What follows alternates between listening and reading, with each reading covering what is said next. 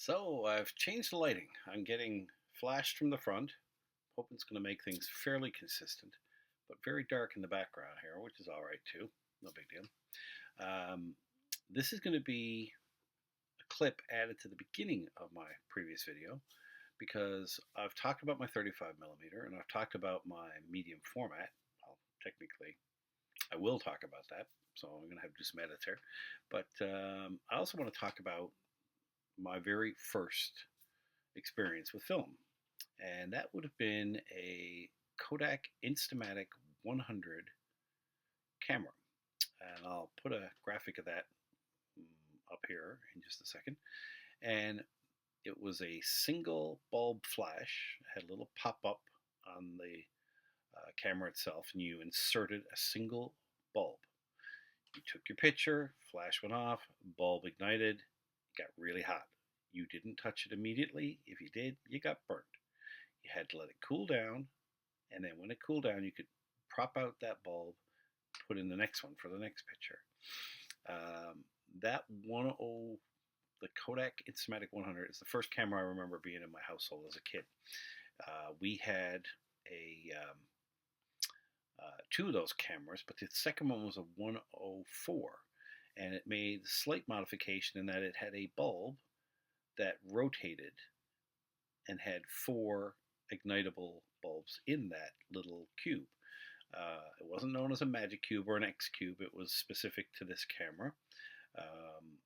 And what it would do is it would take a shot, the flash would go off, and the bulb would rotate into the next position. So I guess that's where the 4 comes from in the 104, as well as, I'm not sure about the naming as to why that happened. Both those cameras took 126 film, which was a cartridge-based film that took, I think, 24 exposures, and they were relatively square exposures. In fact, they looked, the pictures would come out similar to this one, which is a 3.5 by 3.5 image size. So it's pretty well a square image size. And the film itself, like I said, the negative was pretty much square, but it was of a 35 millimeter format style in that its width was the same as a regular 35 millimeter shot that we would have taken years later on our 35 millimeter cameras. So those are the two cameras that I remember having as a kid prior to the Optimum or the Opticam 1000 that I illustrated earlier, which was the first 35 millimeter film camera that we owned. We also owned several Polaroid cameras over the years, going back to the original one where everything was sort of like a film compressed together with backing paper. You had to process it. I think you even put it inside something that actually was attached to the camera that would have allowed that to develop properly.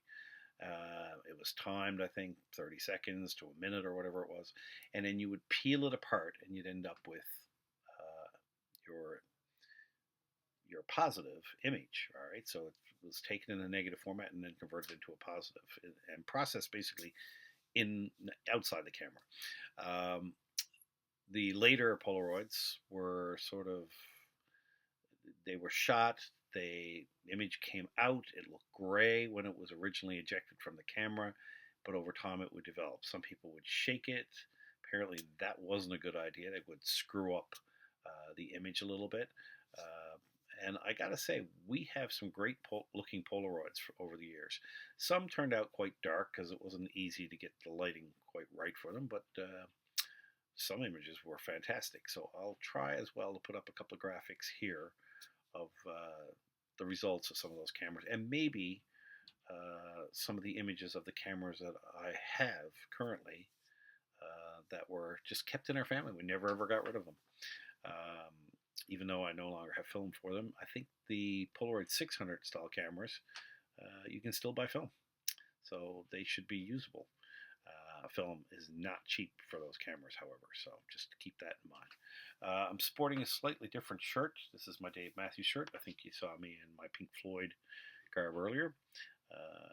Wearing a hat before, not wearing a hat now. Anyway, cheers. Hello, and my name is Craig Fowler, and this is my take 2 of my film camera collection. And the reason I'm doing take 2 is because I wasn't really looking straight ahead. I have my video in front of me now, so it makes me want to look that way. But when I originally shot, I had the video off to the side, and I was looking off to the side, and it was really throwing the camera angles off.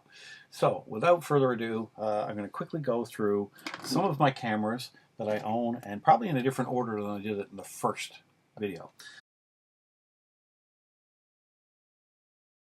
So as far as my 35mm camera, point and shoot style cameras, except for I'm going to show you one SLR at the end. Everything started for me with this little beauty here.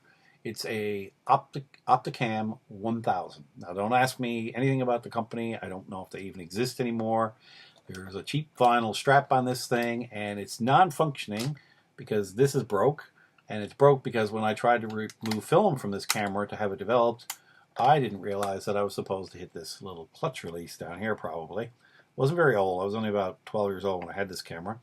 And I'd shot a roll of film on a trip to PEI, and I couldn't get film out of the camera to get it developed. So I actually popped open the back of the camera and did the best I could in the darkest conditions I could, and brought it in for development purposes. So ended up getting some pictures from that, found the original negatives a little while ago, and sort of turned them into pictures, which is what started me in my film camera rediscovery, if you want. I mean, so I grew up with these things, but been using digital for most of my adult life.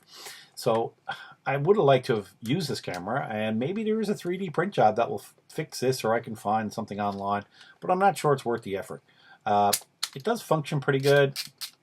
Little winder on the back for the film, a very small viewfinder here, and the count is here for where you're to and what frame you're at. Again, no film in the camera right now because there's no point. It wouldn't spool here anyway, which wouldn't be good. I do have what I think was the original little flash that I used with this thing. It's a Sunpack MX112. Never mentioned that when I did the first video. So that's camera number one. And again, it goes back to my days in elementary school at Topsail Elementary, and there was a teacher that set up a photography club. And we actually developed film in a darkroom. And had a lot of fun with that stuff back in the day. He was the same teacher, actually, that had us playing with mercury from a thermometer, handing it from person to person in our hand, which is kind of weird, because if you break a thermometer today, you got to call a hazmat team to clean it up. Anyway, so this is the oldest existing film camera that I own. Unfortunately, like I said, it's broke, and it's not working. So we'll move on, and my daughter said a couple of years ago that she wanted to get back into, she wanted to get a cheap, inexpensive point-and-shoot film camera. I did have an opportunity to get an SLR, but I think that would have been over her head, just like I think it's over my head. I never really learned how to use those properly, but I'm trying, so we'll see how it goes. But we put a post up on Facebook to see if any family members had an old camera kicking around that they didn't mind giving her, or we could buy it from them.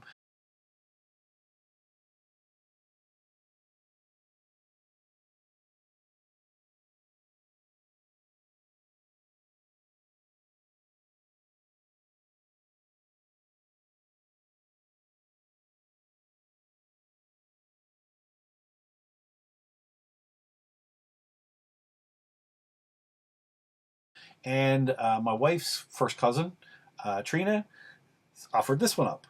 So it's a Meiki, M-E-I-K-I-E, sorry, M-E-I-K-A-I. Can't get that out. It's almost like it's hard to say. An AR-435 1K. Now, what all that means, I don't know, but this thing is as plastic as it gets. The last one had a little bit of metal, at least on the top and on the bottom, but this thing is just pure plastic. I've mounted an old flash that I found at my parents' house. It's a Weston W18. I don't remember ever using that to take a picture. I'm not sure ever has it been done. But it does have like an angle thing on it, so you're not directly flashing into people's eyes. And you got all the controls on the back for setting up, you got all the controls on the back here for setting up your film, whatever the ISO is, so that the flash goes at the right rate. Unfortunately, like the camera I showed you before, this flash doesn't appear to be working. Interestingly enough, I did get that flash working. So I never thought it would ever work. It was not functioning. Took it apart, put it back together. I don't know what I did, but it seemed to work. Anyway, it now gives a pretty decent charge. So I'm not going to go on to the next camera that I had in my possession because I did get one from my father-in-law after he passed away. It was in his house, and I guess I was the obvious person to hand it down to because I had an interest in the stuff. I'll get to that one in just a second, because I had spent a lot of time taking 35 millimeter film strips and playing around with Darktable and getting images out of them. That's what got me back into this. And then I went through my family photo albums and tried to organize those a little bit better. You know, the pictures that are in there, and I put if the negatives were available, I put the negatives in with the pictures. So it's all pretty organized, and that sort of led me to the next step, which was to actually get a film camera that I could use and get the film developed. I don't have the ability to do that at home. Wish I did. Maybe something I'll look at in the future. But I buy film at Newfoundland Camera Imaging in St. John's, and I'll get it developed there as well. But this is the camera, and I'm just going to bring it a little closer to the screen. And again, everything's reversed here, so I'm hoping I can reverse this in post. It's a Nikon Zoom 500 autofocus. The lens in this baby is a Nikon lens, 38 to 105 millimeter macro lens. That's what's in it. And it's not a bad little camera. I got it for 20 bucks on Facebook, so I didn't think that was too pricey. That's the most I really want to pay for a camera of this type, you know, point and shoot. I've gotten cheaper, and I've gotten a couple at this price. So it's sort of my price point for getting into this stuff. And especially because you got to get, you know, like batteries and stuff, which can cost a fortune depending on the battery. This one wasn't too bad. It had a 123 battery in it, CR123. That gets mounted in here. It's very easy access. You just slide this portion down. And a quick release, by the way, for the back. All right, get your film in there. I say quick, but it doesn't seem to be working. Oh, it helps when you know what you're doing. Pull up instead of push down. Again, no film in this camera right now. I have shot a roll. Unfortunately, it was film that really wasn't meant to be shot in that way. So if I got it here, and why did that disappear? Oh, here we go. I had a roll of Ektar 100. Now you might say, why did I buy that in wintertime in Newfoundland to shoot film indoors? Because it's 100 film. It should have been shot outdoors in a nice bright environment.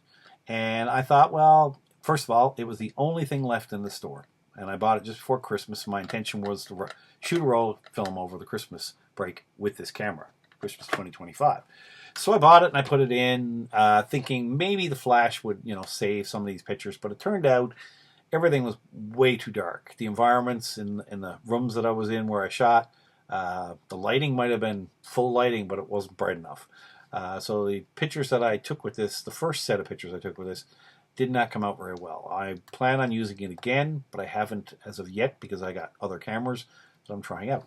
Anyway, it seems like a good little camera, but again, the results from that shoot were not the greatest.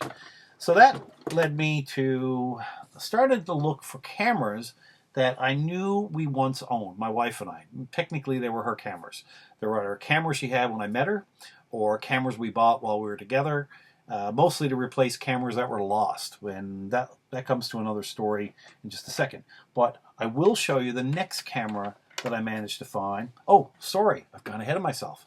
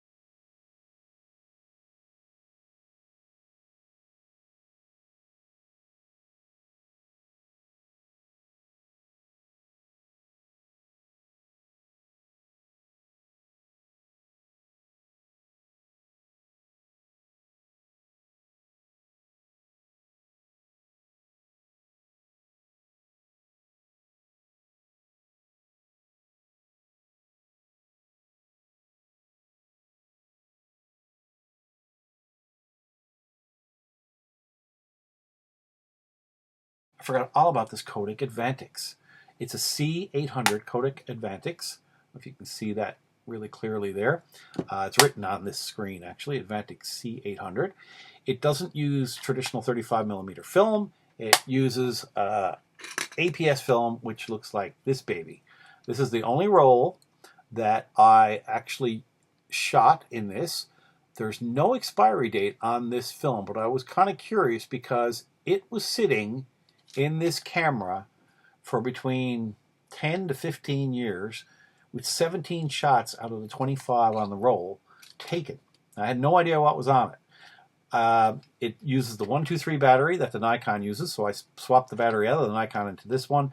I said I'm going to take the last 7 shots on it and see how they turn out, plus discover what was actually on the roll of film that was shot by my father-in-law before he passed away, obviously.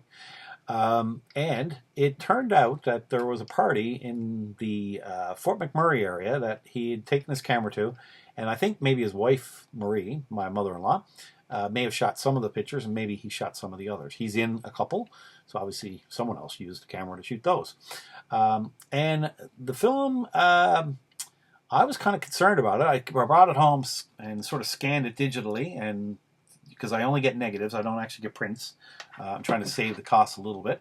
And it actually gave me pretty decent results, especially the ones that were shot all those years ago. I think the emulsion on the film itself probably broke down over time, so the shots I took were a lot darker, a lot less visible, and I actually applied some AI to them to try to improve the quality of them. And they do look better with the AI, but if you got people in any picture which involves AI, it's not going to work very well. However, I'll go back to this camera for just a second. I do have a picture that I took of my childhood. I'll call her my babysitter. She was like a teenager when I was 10 or 11 years old, or probably younger. I took a picture of her in our house, and I just recently took that picture, applied AI to it, got some terrible results, but then I got one pretty decent result. And it all depended on what you told AI about what you wanted to have done with the picture, and also to give them details. Like it originally turned her red shirt into a green shirt, and all I did was say the shirt that she's wearing is red, keep it red, and it worked fine. Anyway, to get back to this guy, it did give me some decent results considering the age and the time that it spent in this camera. Remember, film is best kept cold, so if you've got a stock of film, you're better off keeping it in your refrigerator until you're ready to use it. Then you got, 36 frames maybe that you got to shoot relatively quickly, because this film won't hold up terribly well over time. So you got to get those shots in and get the camera taken care of. So that brings us to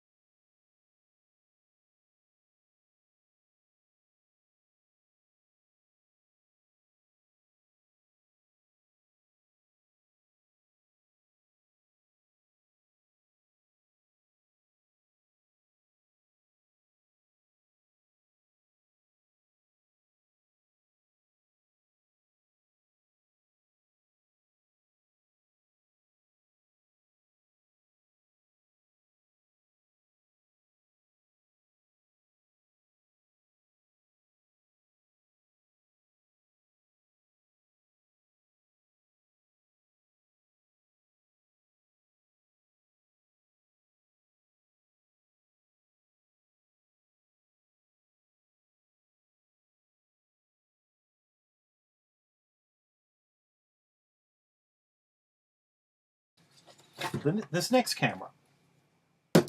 Now, this one I picked up for a big $10 Canadian, which is not very much for a camera, point and shoot like this. I've gone online and found some that are relatively pricey. And I had a $10 to $20 range for any camera that I find now. That's all I want to spend on these things. It's a Canon Shur 76. Again, everything's reversed here, so I hope I can flip this in post. Currently, it has a roll of film in it with 16 exposures taken on it.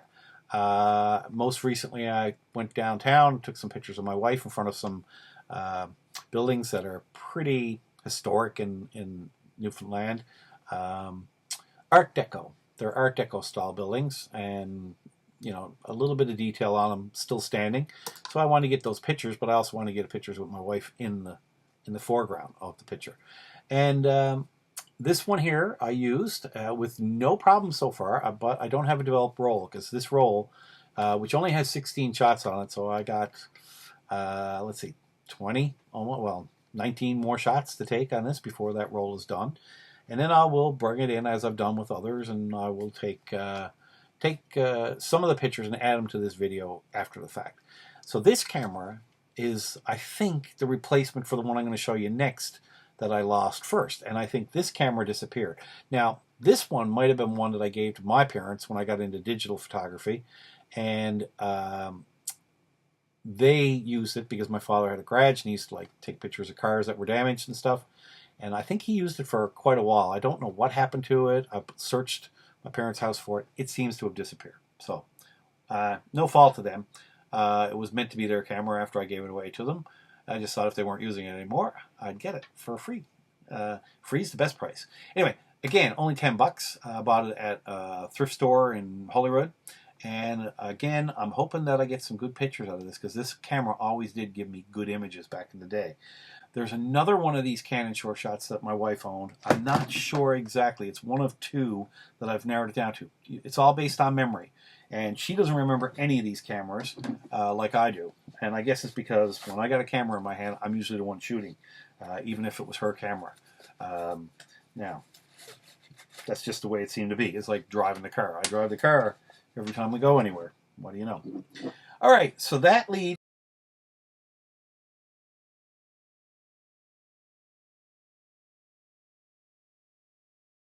me to my next one, which was another Canon, Shur shot actually, but an earlier model. The one you just looked at was from probably the 1990s.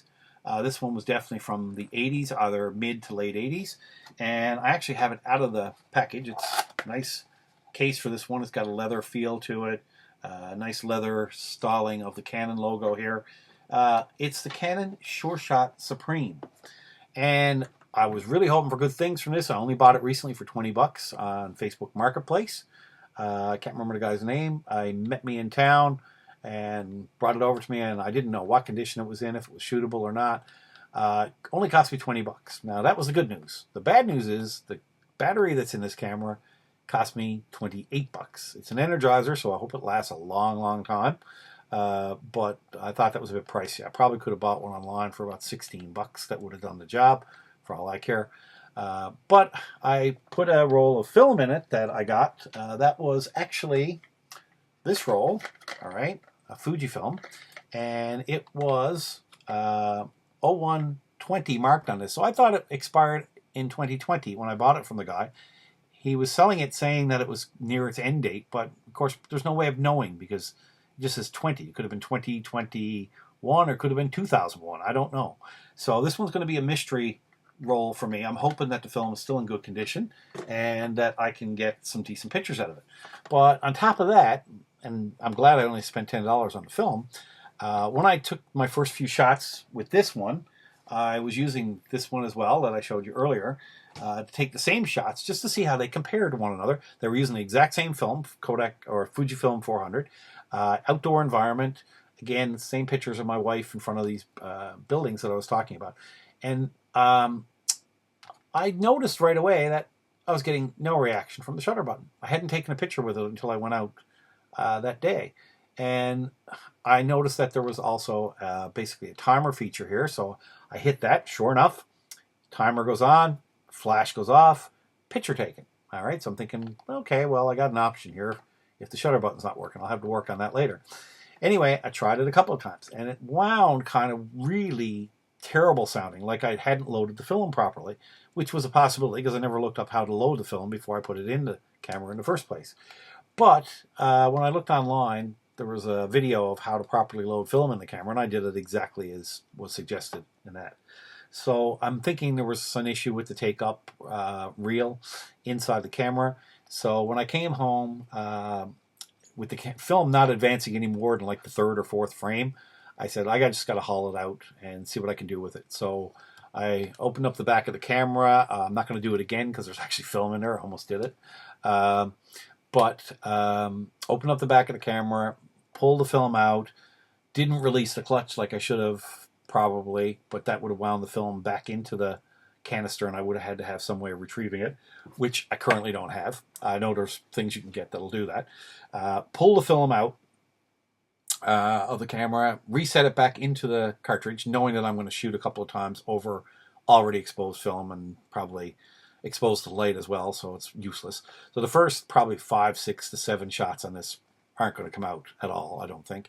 But it's still a 36 roll, so I should get some decent pictures. And when I put it back in, lo and behold, it seemed to work okay. But before that, I also did a little fix on this, the shutter button. I looked up knowing someone's probably experienced the same problem that I have. And sure enough, there was a guy that had a video, and he said the video was very short. He clicked the button and showed that it worked. And then said, this is what I did to make it work, because there was a problem with it.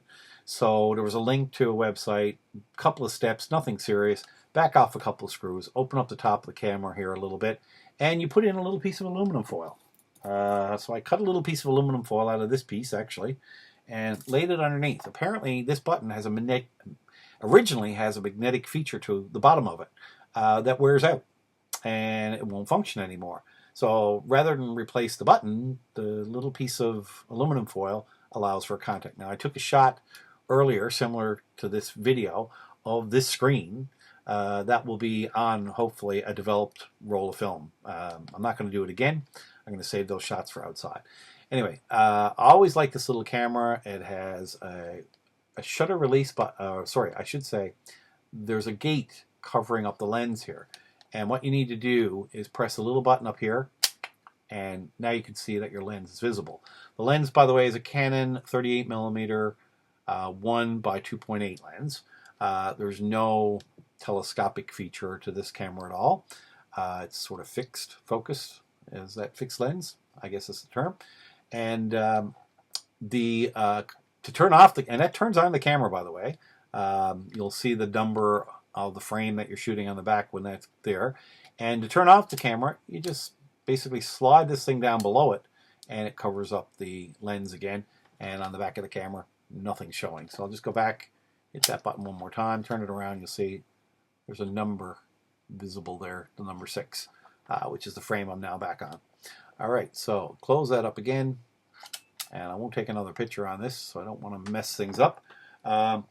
So this is another one that, obviously, I got quite a few shots left on this one, about 30 shots to shoot. And when I get them developed, I will try to add them into the results into this video, as I plan on doing with all the other cameras. And that goes right back to this camera here. I'll show you some of the pictures I got. Maybe even show you the original condition they were in before I did some work on them to try to get them working.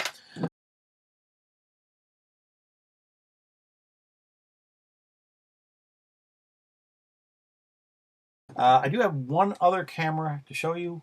It's my SLR Minolta, and it's a X-700, and there's this MPS. I'm not sure exactly what that's in reference to, but it has a lens on it that came with it. It is a Minolta MD Zoom 35 to 70mm 3.5 lens, made in Japan, also marked 55mm. I guess that's for your filters.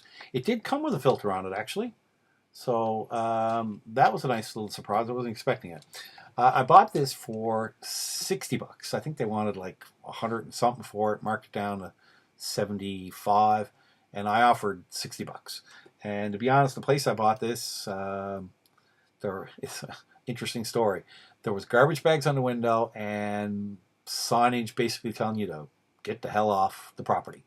So I was a little nervous about even entering. There was some interesting activity inside the house when I got there. But there was a woman that came out to me with this camera, said she had a lot of other cameras if I was interested. And I said, nope, just this one. And would you take 60 bucks, which she did. I guess she's been trying to sell it for a while. In fact, it's still listed on Facebook. I don't think she's removed the listing for it. So I don't know what's going on there, if anybody's trying to contact her or not. But the camera's now mine, paid for, 60 bucks. Anyway, I shot 2 rolls of film with this, one over the Christmas break, I think it was, and into the new year. And it was a color roll, and I had no flash at the time, nothing I could use to get a flash. And I was using it in poor lighting conditions. And even though it was a pretty decent film, this Kodak Ultramax 400, the results, needless to say, were not good. Most of the images were terrible, unusable, and I got a few good shots out of it.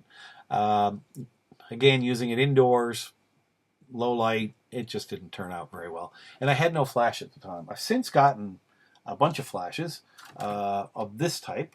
It's a Nikon SB24. And believe it or not, I got 3 of these, all functioning, for the grand total price of $20. Not each, $20. That's all he wanted. So I see these now posted on Facebook Marketplace for $60 a piece. So I could make a bit of money off the other two.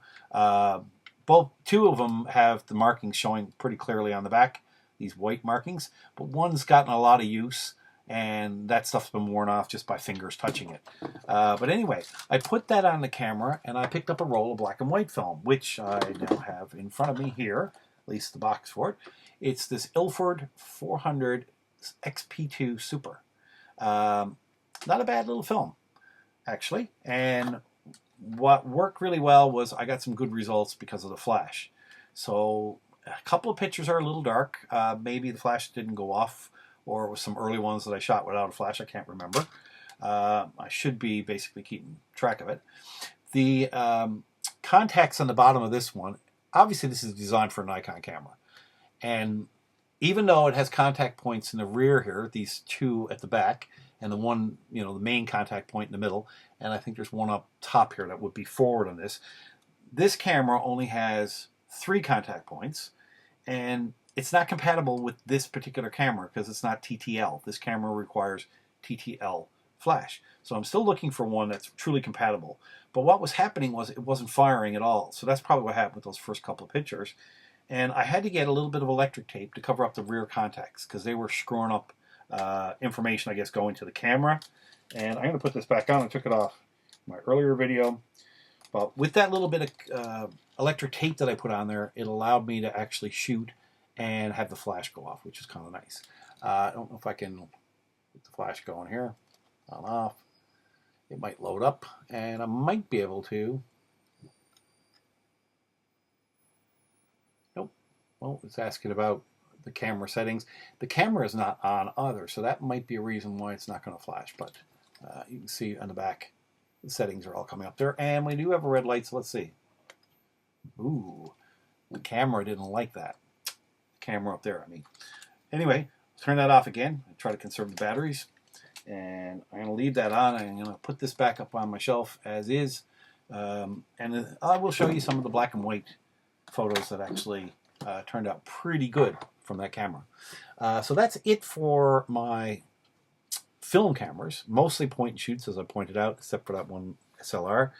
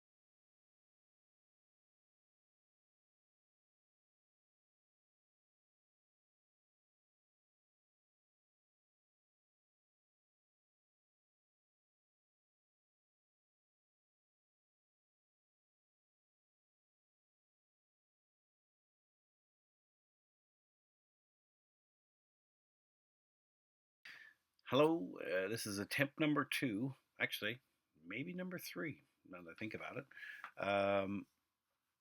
of recording a little bit of detail about my newly acquired medium format cameras.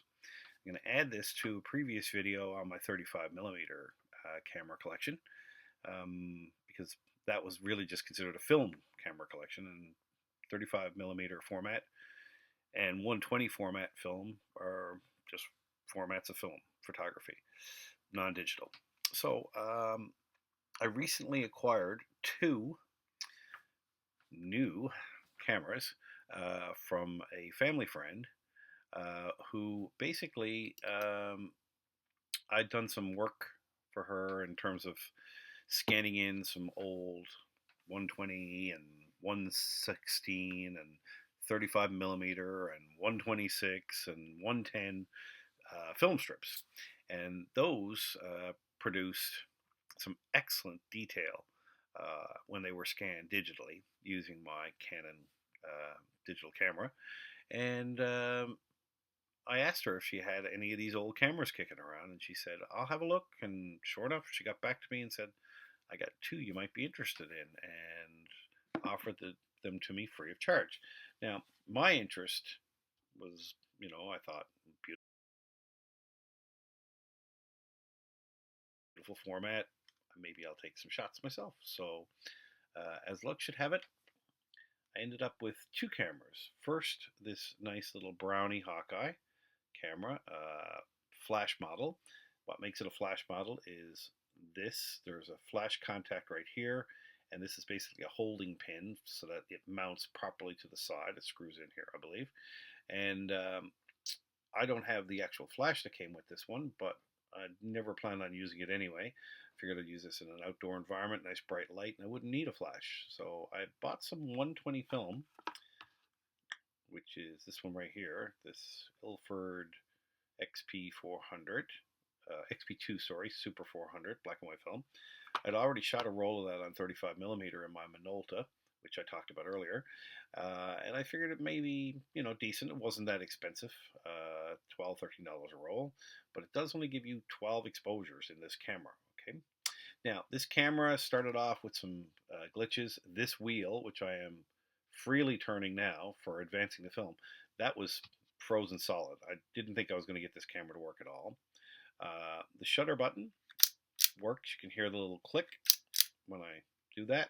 There's a bowl feature. Bowl just means when you hit the shutter, it'll stay open while you have your finger down, and it stops when you release it. Why you would want that on a camera like this, I don't know, because even just doing that, you may notice the camera moves a fair bit when I'm doing that, and as a result, that gives you a very blurry image. So you got to be very careful. Try to hold it as steady as possible. In fact, if this was tripod mounted, it would be ideal, but there's no tripod mount on the bottom of this thing. I have seen some of these have been modified to include it. There is, however, a nice little strap, and what you do is you hold this at waist level and you look down into the viewfinder, which is up here.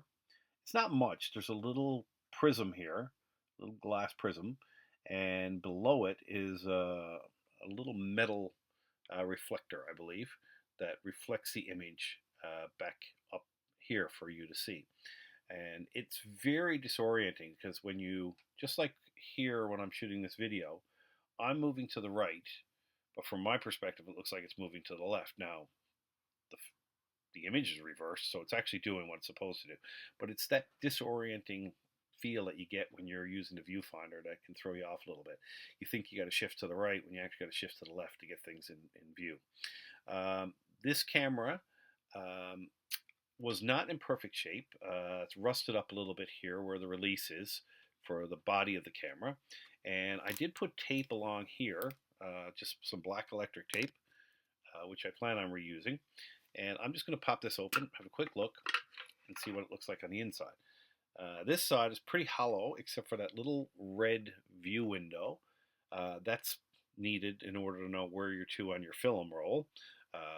That in itself was kind of tricky because the film starts off with a great deal of what seems like wasted film, but it really isn't. It's just a backing paper, and the film is actually taped to that backing paper so that the film is never exposed to the sun, which is good.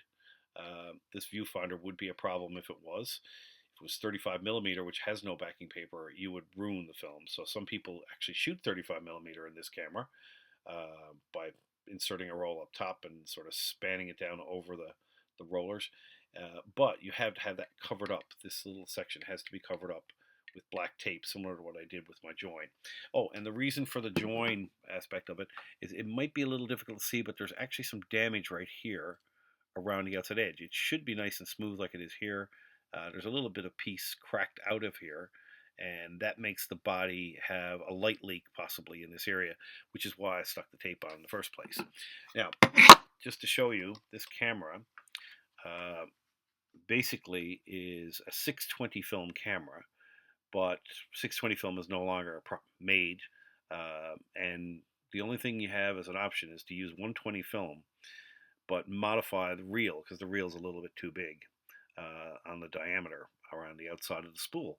So the film itself is the same. It's the same width and everything. 620 and 120 have nothing to do with the width of the film. They're both about 62 millimeters wide or something like that. But the film needs to be mounted basically in the upper portion right here. I'll show you. So you can put a new reel in here. Even the 120 film will go in here. It's just a pin, so it will spool properly as long as it's cut down a little bit so it's not too wide for here. All right, the diameter's down. But this one down here has to be a 620 pickup reel. Otherwise, you wouldn't be able to turn it like I'm turning it now, because this would not go into a 120 spool. They're designed differently on the ends. So you do need a 620 take-up.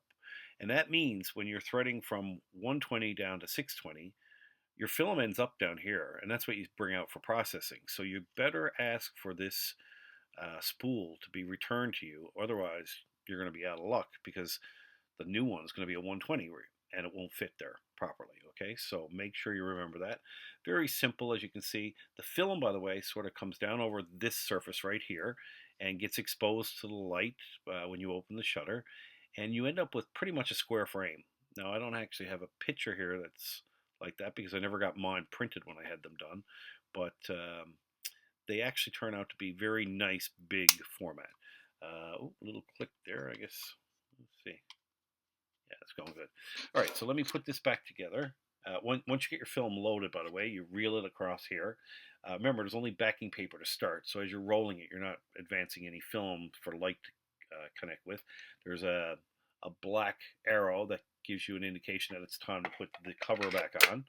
All right, which I'm about to do. All right, and I'm going to join that up again. All right, that clamps everything in place. And as I said,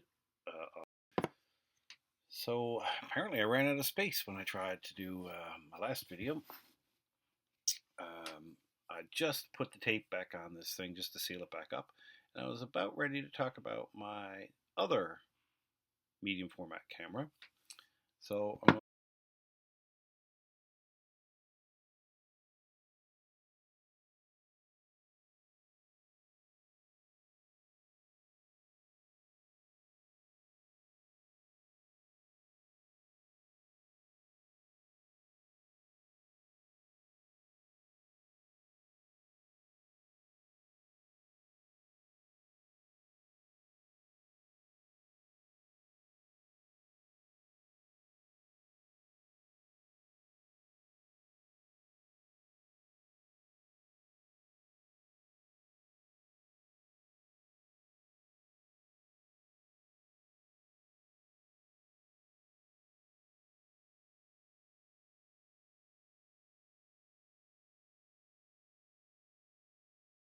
I'm going to do that now. And the other one that was given to me by my friend Ruth Mooney was this Ansco Shur shot. It's from Binghamton, New York, so made in the United States of America. It is a great 120 film format camera, a little box camera. It has two viewfinders, one up here so that when you're looking through it, what you shoot ends up being portrait mode. And then if you turn it on the side, there's another viewfinder that uses, I guess, this upper lens. And when you pull the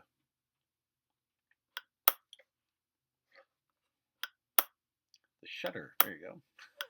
When you pull the shutter, you can see my shutter stays open, by the way. It's not supposed to do that. It should flick over and cover and only be 1/60th of a second. So this camera needs a bit of work.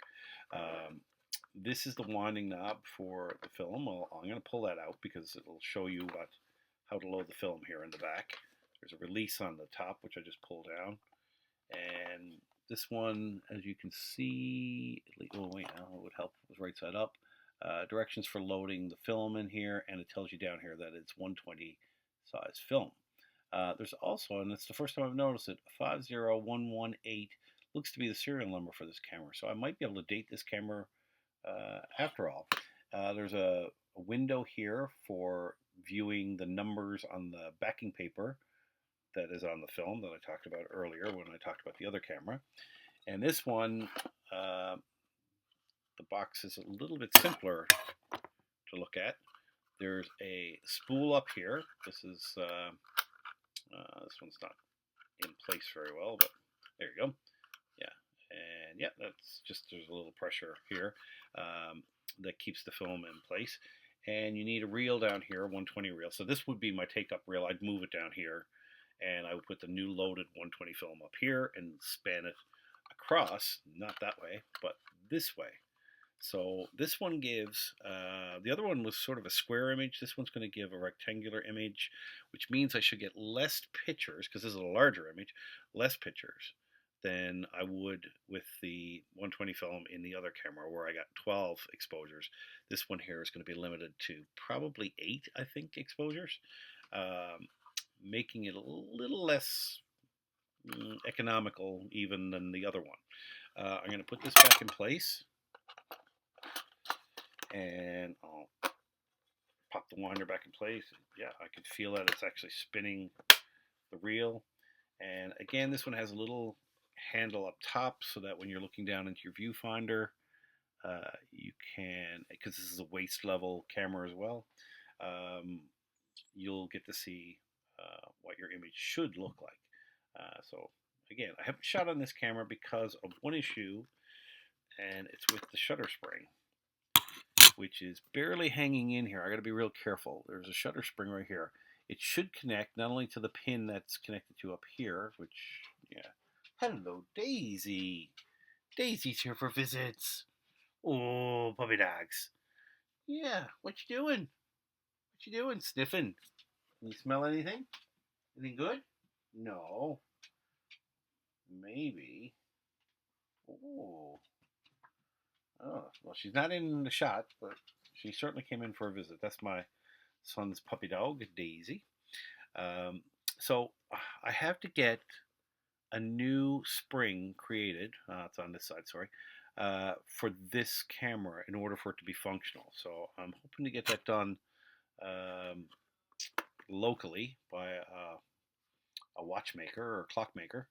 I'm sure he can probably create that spring for me in a matter of seconds, but it's supposed to basically close the shutter, whereas right now this just opens the shutter, and you have to actually, like, I'd have to let it go at 1/60th of a second, and it will get an image, but you got to be careful with that because your exposure time is too long, so you'll get either too much brightness or very unsteady shot.